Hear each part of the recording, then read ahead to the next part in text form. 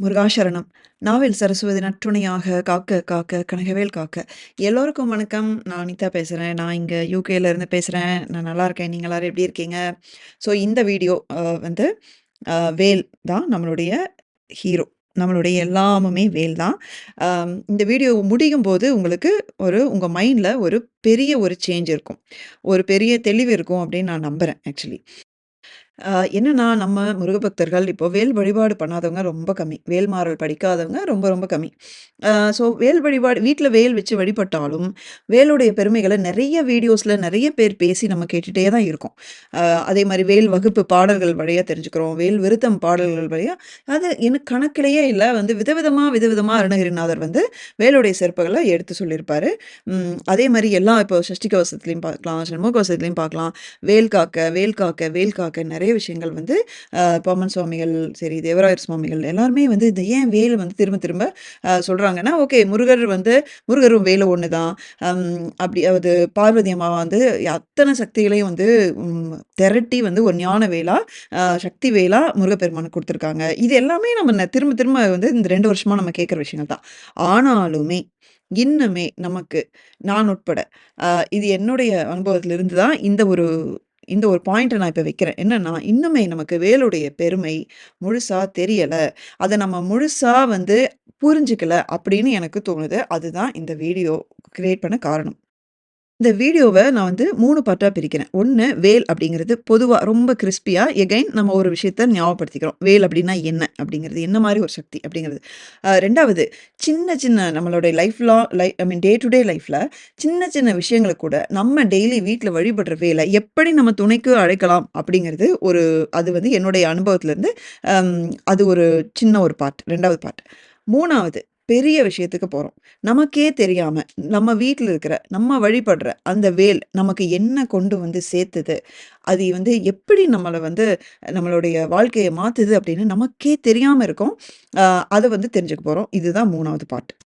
அதுக்கு முன்னாடி நம்ம சேனலுக்கு நீங்க புதுசா இருக்கிற மாரி இருந்தா, உங்கள் வாழ்க்கையை மாற்றக்கூடிய பல பதிவுகள் முருகப்பெருமானின் மிக மிக அருகில் சென்று அவரை உணர வைக்கக்கூடிய, அவரை சுவாசிக்கவும், நேசிக்கவும் வைக்கும் பல பதிவுகள் வந்து நம்ம பப்ளிஷ் பண்ணிட்டுருக்கோம். எதையும் மிஸ் பண்ணிடாதீங்க. சேனலுக்கு சப்ஸ்கிரைப் பண்ணிக்கோங்க.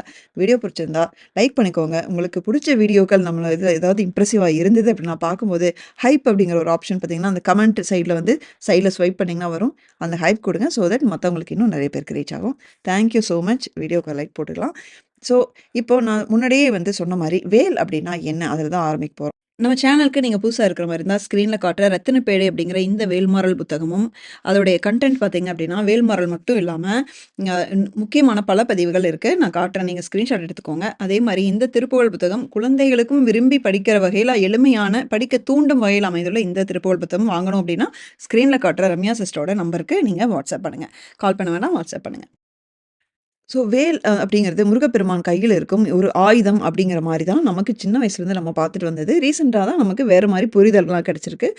வேல் அப்படிங்கிறது ஒரு ஞானத்தின் வடிவம். ஸோ இந்த வீடியோல அடிக்கடி இந்த ஞானம் அப்படிங்கிற வார்த்தைய வந்து யூஸ் பண்ணுவேன். என்னன்னா பொதுவா நம்ம வந்து பேசிக்கா ஒரு விஷயம் தெரிஞ்சுக்கணும். பார்வதி அம்மா முருகர் கையில வந்து ம் சூரன அழிக்கிறதுக்கு வேல வந்து ஒரு ஆயுதமா குடுக்கிறத விட, அது வந்து ஒரு சக்தியின் வடிவமாகவும், ஒரு ஞானத்தின் வடிவமாகவும் முருகர் கையில குடுத்தாங்க. ஏன் வே அர அதாவது சூரன் அப்படிங்கிற ஒரு அரக்கன். அரக்கன அழிக்கிறதுக்கு ஆப்வியஸ்லி கூர்மையான ஒரு வெப்பன், ஒரு ஆயுதம் வேணும். அதுக்காக வேல் குடுத்தாங்க அப்படிங்கிற மாரி தெரிஞ்சாலும், அதனுடைய பின்னாடி இருக்கிறது சூரன் அப்படிங்கிற ஒருவன் வந்து ஒரு அரக்கன் மட்டுமல்ல. அவன் ஒரு ஆணவத்தின் வடிவம். ஆணவத்தினால தான் வந்து அவருடைய எல்லா செயல்களும் ஆணவத்தினுடைய விளைவு தான். ஸோ அந்த ஆணவத்தை ஆணவம் அப்படிங்கிறது என்ன? ஒரு அஞ்ஞானம், ஒரு அறியாமை ஆக்சுவலி. நான் அப்படின்னு நெனச்சுட்டு நம்ம ஒரு ஆணவத்தில இருக்கோம். எந்த விதமான ஆணவம் வேணா எடுத்துக்கலாம். அப்படின்னா, அது நம்மளுடைய ஒரு முட்டாள்தனம். நம்மளுடைய அறியாமை தான். அதுதான் சூரனுடைய ஆணவத்துக்கு காரணம். ஸோ ஆணவத்துக்கும், அறியாமைக்கும் நெருங்கிய தொடர்பு இருக்கு. அந்த அறியாமை அப்படிங்கிறது ஒரு இருட்டு.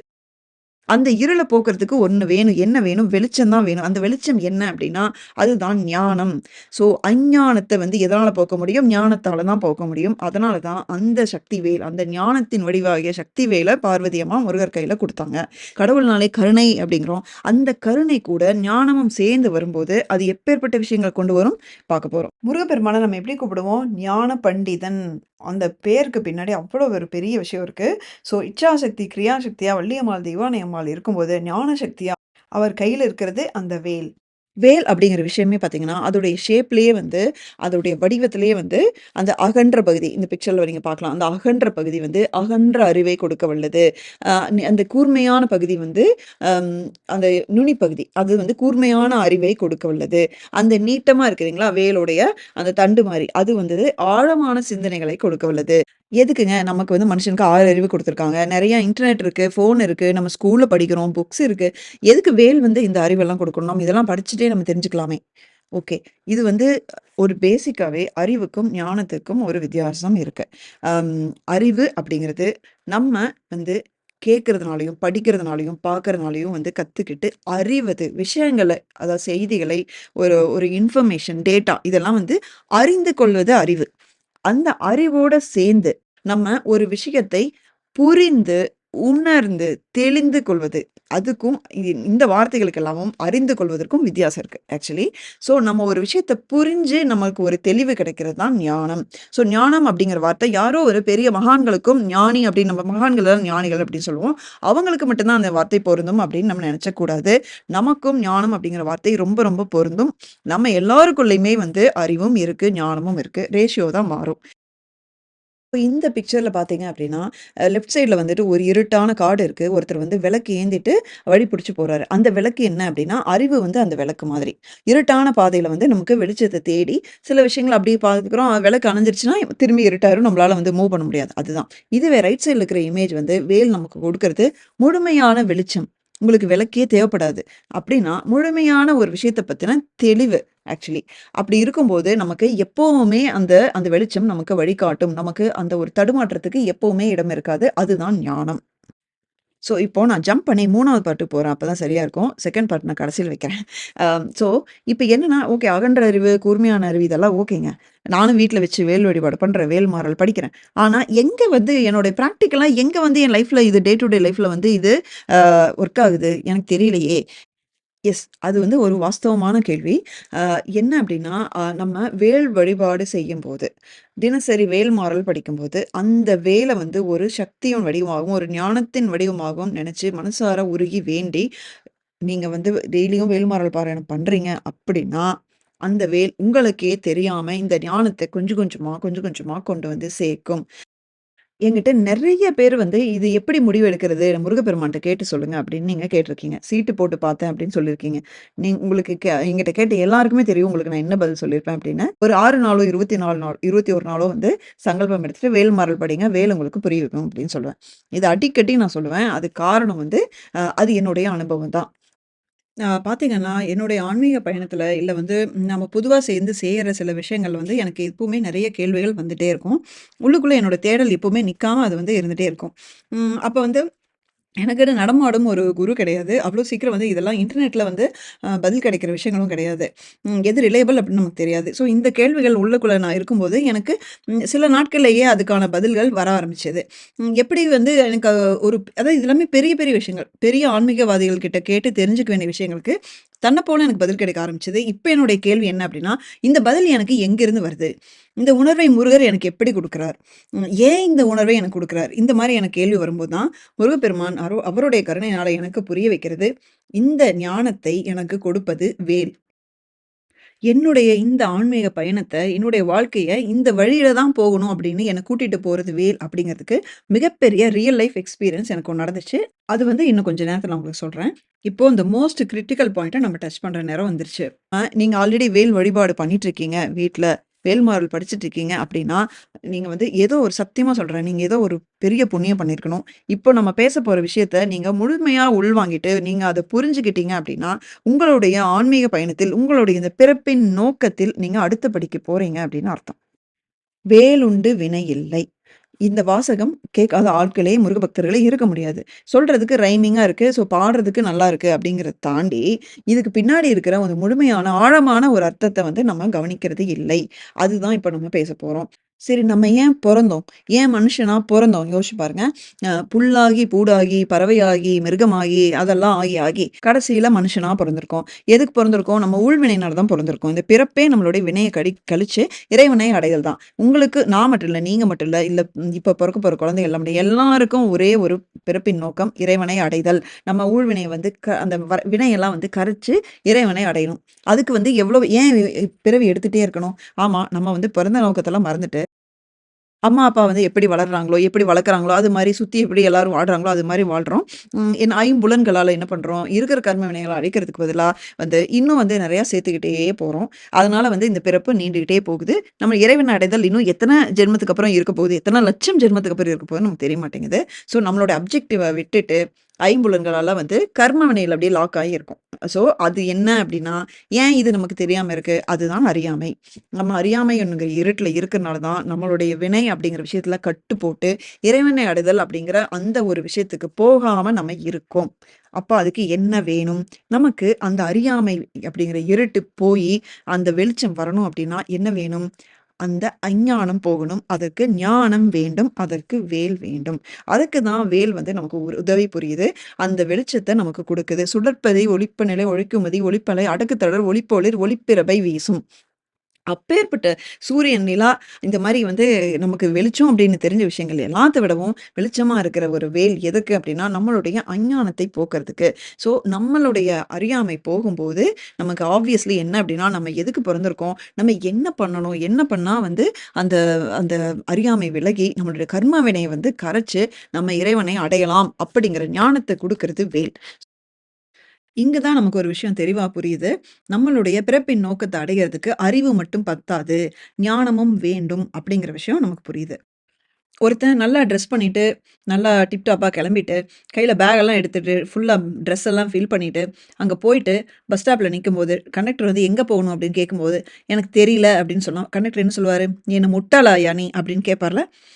அதுதான் இப்ப நம்ம பண்ணிட்டுருக்கோம். நம்ம எதுக்கு பொறந்தோம்? அடுத்து என்ன செய்ய போறோம்ன்னு எதுவுமே தெரியாம தான் நம்ம வாழ்ந்துட்டுருக்கோம். இந்த அறியாமை போக்குறக்கு தான் அந்த ஞானம் வேணும். நமக்கு ஒரு தெளிவ வந்து கொஞ்சம் கொஞ்சமா, கொஞ்சம் கொஞ்சமா அந்த தெளிவ குடுக்கறக்கு தான் அந்த ஞானமே வடிவான அந்த வேல் அப்படிங்கிற ஒரு சக்தி வந்து தேவைப்படுது. இது நம்ம தெரியாம தான் வீட்ல வேல் வழிபாடு பண்ணிட்டு, வேற கோரிக்கைகள லைனா அடுக்கிட்டே இருக்கோம். அந்த மாரி கோரிக்கைகள்லாம் வைக்கக்கூடாது அப்படிங்கிறத நான் சொல்ல வரதில்ல.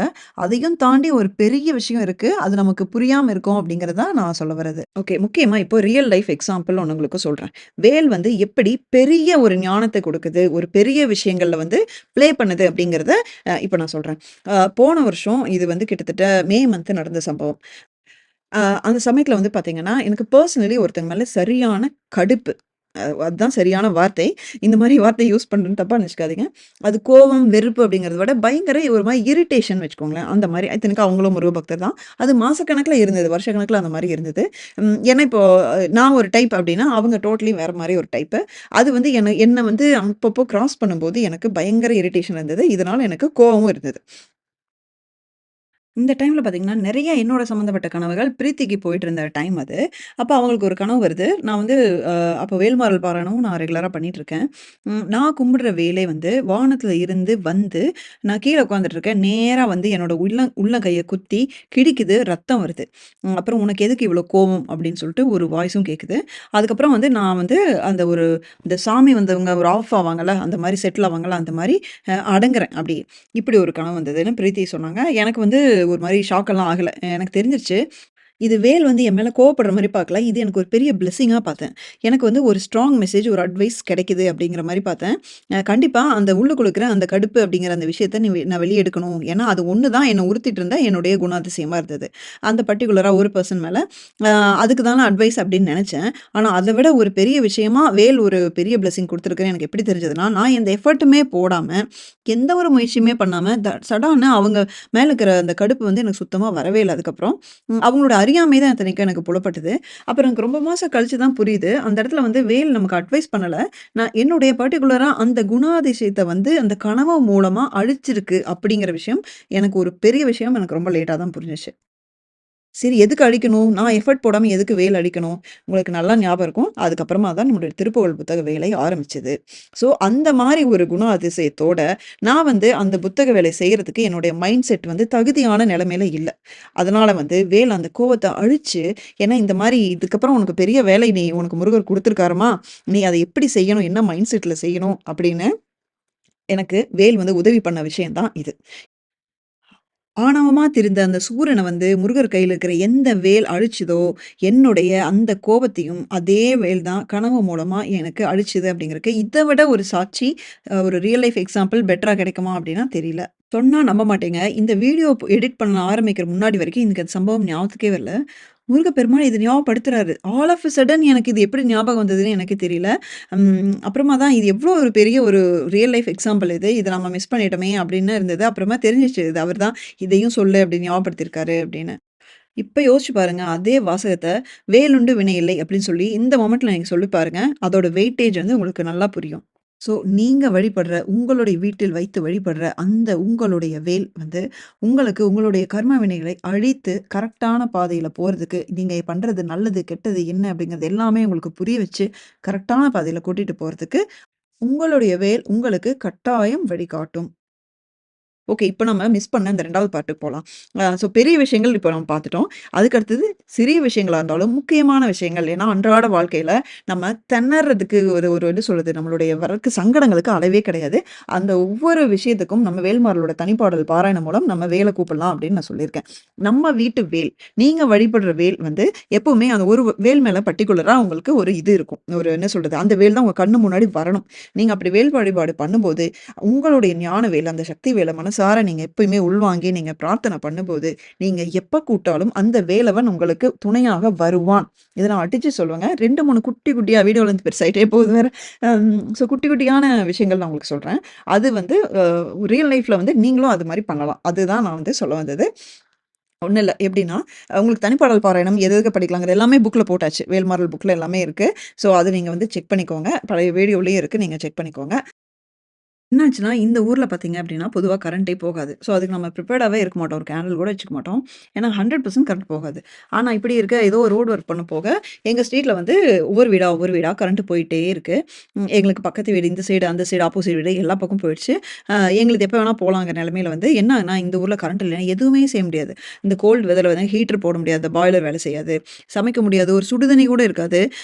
உங்களுக்கு வந்து தண்ணி அந்த சில்னஸ்ல தண்ணி குடிச்சா தொண்ட வலி வந்துரும். அடுத்த நாள் என் பையன் ஸ்கூலுக்கு போ முடியாது. இப்படி அப்படியே மண்டைய பிச்சுக்கலாம் போல இருக்கு. அவசர அவசரமா நானும் என் ஹஸ்பண்டும் குக் பண்ண ஆரம்பிக்கிறோம். ஏன்னா எப்ப வேணா போயிரும் கரண்ட். ஸோ பேசிக்காவாது சாப்பிடறதுக்கு ஏதாவது வேணும். காலையில நம்ம ஊர் மாரி டக்குன்னு காலைல போய் ஹோட்டல்லாம் வாங்க முடியாது. அப்படி எதுவும் இருக்காது. அப்போ உடனே நான் வந்து கூப்பிட்டது உடனே வேல தான் துணைய கூப்பிட்டேன். சுடற்பரிதி சாங்க திரும்ப திரும்ப சொல்லிட்டு இருந்தேன். உங்கட்ட அத்தன வெளிச்சம் இருக்கு. அது இந்த இத்துணூண்டு வீட்டுக்கு ஒரு இத்துணூண்டு தூக்கி போட்டீங்கன்னா, நாங்க வந்து பொழச்சுக்குவோம். இங்க எப்படியாவது எங்களுக்கு கரண்ட் மட்டும் நீ சப்ளை பண்ணிட்டே இருக்கணும். அப்படின்னு சொல்லி நான் வேண்டிட்டே குக் பண்றேன். நம்ப மாட்டீங்க. எல்லா வீட்லயும் கரண்ட் போயிடுச்சு. எங்க வீட்ல மட்டும் நைட்டு 12 மணி வரைக்கும் இருந்தது. எல்லா வேலையும் முடிச்சு நாங்க படுத்து தூங்குனதுக்கு அப்புறமா தான் 1 மணி நேரமோ, 2 மணி நேரம் தான் கரண்ட் போயிட்டு, அதுக்கு முன்னாடியே வரவும் செஞ்சுருச்சு. இது மாரி வந்து நீ அந்த இடத்துல வந்து எனக்கு உடனே கூப்பிட்டு தோணுனது வேல் தான் ஆக்சுவலி. இதே மாரி என் பையனுக்கு வந்து ஒரு வாட்டி வெளிய போம்போது பார்த்தீங்கன்னா, அது ஒரு பேங்க் ஹாலிடே அதாவது நேஷனல் ஹாலிடே மாரி. ஸோ அங்க வந்து சில கடைகள்லாம் மூடியிருக்கு. இவனுக்கு ரெஸ்ட் ரூம் போகணும். அப்ப என்னாச்சு, இவனுக்கு வந்து ரொம்ப அர்ஜென்ட்டா வருது. ம். ஆனா அவனால வந்து கண்ட்ரோல் பண்ண முடியல. எங்கேயுமே எங்க போறதுன்னு தெரியல. நாங்களும் அங்கேயும் இங்கேயும் தேடி பார்க்குறோம். எங்கேயும் போறதுன்னே தெரியல. நல்லா இந்த ஊரு குளிருக்கு அதுக்கும் வந்து அவனுக்கு வந்து ரொம்ப ரொம்ப ரொம்ப அர்ஜென்ட் ஆயி அவனால ஹேண்டில் பண்ண முடியல. ஆட ஆரம்பிச்சுட்டான். உடனே நான் வந்து எடுத்தது "திரைக்கடலை உடைத்திணறை" என் கார்ல வேல் வந்து தொங்கிட்டு இருக்கும். ஸோ உடனே அந்த வேல பார்த்து நான் பாடுனது "திரைக்கடலை உடைத்திணறை" தான். அவனுக்கு வந்து இப்பவே அந்த ஃபீலிங் அது வரக்கூடாது. அவனுக்கு வந்து அந்த அர்ஜென்ட்டா இருக்கிற மாரி அவனுக்கு அது வரக்கூடாது அப்படின்னு நினைச்சு பாடுனேன். நம்பவே மாட்டீங்க. 5, 10 செகண்ட் தான். நான் பாடி முடிச்ச 5, 10 செகண்ட்ல, இல்ல, இல்ல எனக்கு இப்ப அந்த மாரி எதுவும் இல்ல அப்படின்னு சொல்லிட்டு, நம்ம அடுத்த பிளான் ரெஸ்டாரண்ட் போறதா, ரெஸ்டாரண்ட் போய்க்கலாம் அப்படின்னு அவன் சொல்றான். நிஜமா அதுக்கப்புறம் 1/2 மணி நேரம் கழிச்சு நாங்க ரெஸ்டாரண்ட் போறோம். அதுவரைக்கும் அவனுக்கு எதுவுமே ஆகலைங்க. வேண்ட வேள நீங்க துணைக்கு கூப்பிட்டீங்கன்னா, எப்படி வந்து உங்களுக்கு ஒரு எமர்ஜென்சியான ஒரு சிச்சுவேஷன் வருதுன்னா, டக்குனு உடனே எந்த ஃப்ரெண்ட் இருக்கறதுலயே க்ளோஸ் ஒன், பெஸ்ட் ஒன்ன வந்து உரிமையா கால் பண்ணி, "ஏய் இங்க வாயேன், எனக்கு இப்படி பிரச்சனை" அப்படின்னு கூப்பிடுவீங்கல்ல. அதே உரிமையோட, அதே உங்க ஃப்ரெண்ட கூப்பிட்டா வருவான் அப்படின்னு உங்களுக்கு தெரியும் இல்லையா? அதே மாரி தான். இந்த வேலன கூப்பிட்டா வருவான் அப்படிங்கிற அந்த கான்ஃபிடன்ஸோட, அந்த அந்த ஒரு நம்பிக்கையோட நீங்க கூப்பிடணும். அதுதான் அங்க மேட்டர். அந்த நம்பிக்கை மனசார வந்து வருவான் அப்படின்னு நினைச்சு நீங்க கூப்பிட்டீங்கன்னா, அவன் வருவான். வேலவன் வருவான். உங்களை காப்பாற்ற உங்கள் வீட்டு வேலவன் எங்கிருந்தாலும் நீங்கள் எங்கிருந்தாலும் வருவான். அதுதான் நான் சொல்ல வேண்டிய இந்த 3வது பாயிண்ட். இது என்னோட லைஃப்ல வந்து எதுக்கு எடுத்தாலும் சடக்கு சடக்குன்னு நான் வந்து வேல தான் கூப்பிடுவேன். எதுனாலும் நான் கூப்பிடுறது வேல் தான். என் வீட்டு வேல் தான். ஏதோ பெரிய பிரச்சனைனாலும் வந்து அப்படியே ஆக்ரோஷமா உட்காந்து நான் வேல்மாறல் படிக்கும்போது, அடுத்த நாள் அதே ஆக்ரோஷத்தோட வேல்மாறல் நான் படிக்க ஆரம்பிக்கும்போது, எங்க வீட்டு வேல் எப்படி ஆடுச்சுன்னு நான் கண்ணார பார்த்துருக்கேன். அப்ப வந்து என் லைஃப்ல மறக்க முடியாது உண்மையா. அதெல்லாம் வந்து நான் எப்படிதான் அதெல்லாம் வீடியோ ரெக்கார்ட் பண்ண எப்பவுமே பூஜையில இதுலலாம் வந்து ஃபோன வச்சுக்கவே மாட்டேன் ஆக்சுவலி. அது எப்படி ப்ரூவ் பண்றது அப்படின்னு தெரியல. பட் அது வந்து அப்படி நான் கண்ணார பார்த்துருக்கேன். அது சத்தியமான உண்மை. ஸோ உங்க வீட்டு வேலவன் வந்து அண்டர் எஸ்டிமேட் பண்ணாதீங்க. வேலுடைய உங்களுடைய பெரிய நோக்கம், பிறப்பின் நோக்கத்துக்கும் வேல் இருக்கு. உங்களுடைய சிறிய சிறிய சங்கடங்களுக்கும் வேல் எப்பயுமே இருக்கு அப்படிங்கிறத மறந்துறாதீங்க. சாரி வீடியோ லென்த் பெருசா போச்சு. பட் இந்த ஒரு 24, 25 நிமிஷம் வந்து கண்டிப்பா உங்க லைஃப்ல மிகப்பெரிய ஒரு மாற்றத்தை கொண்டு வரும் அப்படின்னு நம்புறேன். Thank you so much. Video பிடிச்சிருந்தா லைக் பண்ணுங்க. அதே மாரி ஹைப் பண்ணுங்க. அடுத்த வீடியோல பார்க்க வரைக்கும் முருகா சரணம். வேலுண்டு வினை இல்லை.